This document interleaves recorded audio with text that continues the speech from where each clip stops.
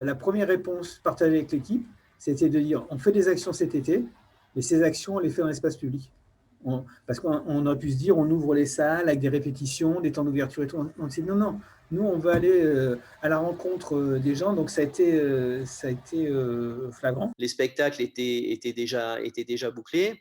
Donc, on a plus fait en sorte de les rendre compatibles. Donc, de gérer le flux de public, voilà, de gérer la distanciation. On a plus passé de temps finalement à faire ça que de travailler artistiquement sur qu'est-ce qu'on va faire de ça maintenant. Voilà, je crois que c'est peut-être une deuxième étape. Je crois que les artistes, petit à petit, vont se l'approprier. Mais pour l'instant, ce qui est sûr, c'est que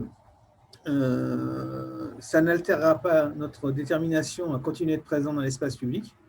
Et puis moi je fais confiance aux artistes pour venir nous titiller ou se mettre en dialogue avec nous.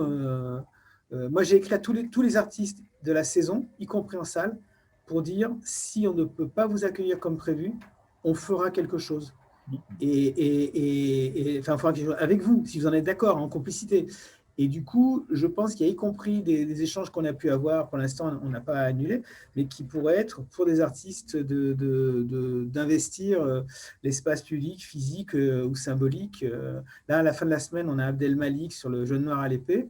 On s'était dit, si on ne peut pas, peut-être qu'on proposera à Abdel Malik de sonoriser, qui déclame un texte de Camus, puis qu'on aille planter des haut-parleurs dans la ville. Le Covid nous a amené à créer un projet un peu rapidement qui joue depuis fin août.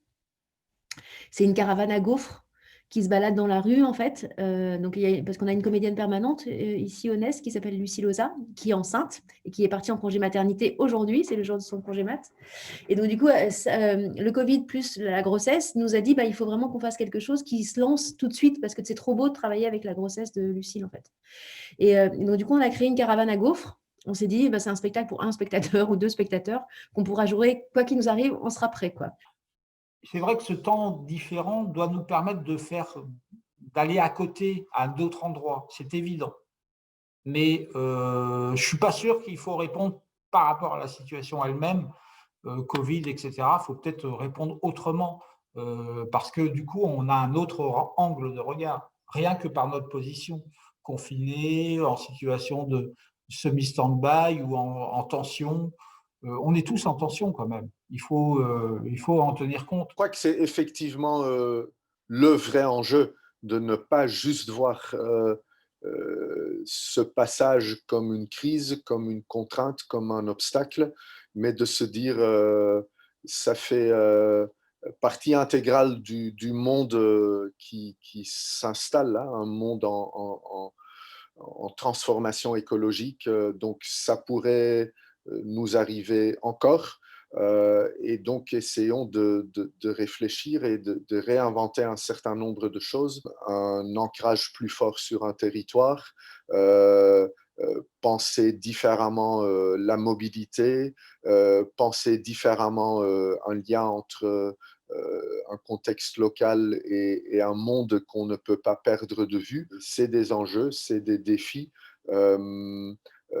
Je crois qu'on est au début de toute cette réflexion, mais j'ai quand même la conviction que les artistes aussi vont transformer ces questions-là de crise en opportunité et qu'on va voir en 21, 22 des formes en extérieur, en espace public, avec peut-être des publics plus limités, mais avec des échanges entre artistes performeurs et spectateurs qu'on ne peut pas encore s'imaginer aujourd'hui.